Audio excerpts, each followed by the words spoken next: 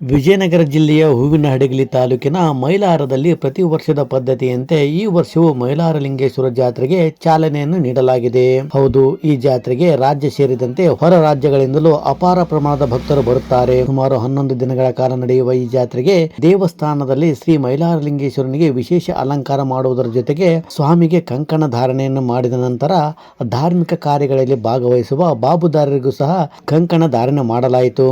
ನಂತರ ದೇವಸ್ಥಾನದ ಆವರಣದಲ್ಲಿ ಆಕಳು ಕುಳ್ಳಿನಿಂದ ಮಾಡಿದ ಬೆರಣಿಯಿಂದ ಹಾಲು ಉಕ್ಕಿಸುವುದರ ಮುಖಾಂತರ ಜಾತ್ರೆಗೆ ಚಾಲನೆ ನೀಡಲಾಗಿದೆ. ಇನ್ನು ಮೈಲಾರದ ಗೊರವಯ್ಯ 11 ದಿನಗಳ ಕಾಲ ಡೆಂಕನ ಮರಡಿಯಲ್ಲಿ ಉಪವಾಸ ಇರುತ್ತಾರೆ. ಇಂಥ ಗೊರವಯ್ಯ ಕೇವಲ ಭಂಡಾರದ ನೀರನ್ನು ಮಾತ್ರ ಸೇವಿಸುತ್ತಾರೆ ಎನ್ನುವುದು ವಿಶೇಷ. ಇನ್ನು ಗೊರವಯ್ಯ ನುಡಿಯುವ ಕಾರ್ಣಿಕವನ್ನು ಲಕ್ಷಾಂತರ ಭಕ್ತರ ಮಧ್ಯೆ ಕೇಳುವುದೇ ಒಂದು ಭಾಗ್ಯ.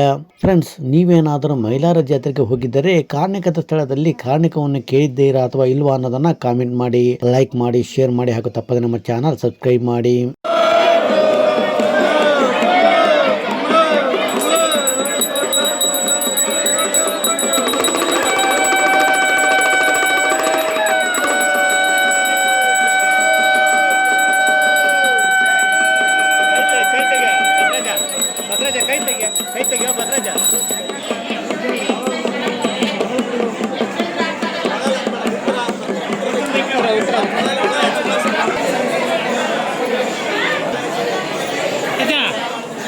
Aja.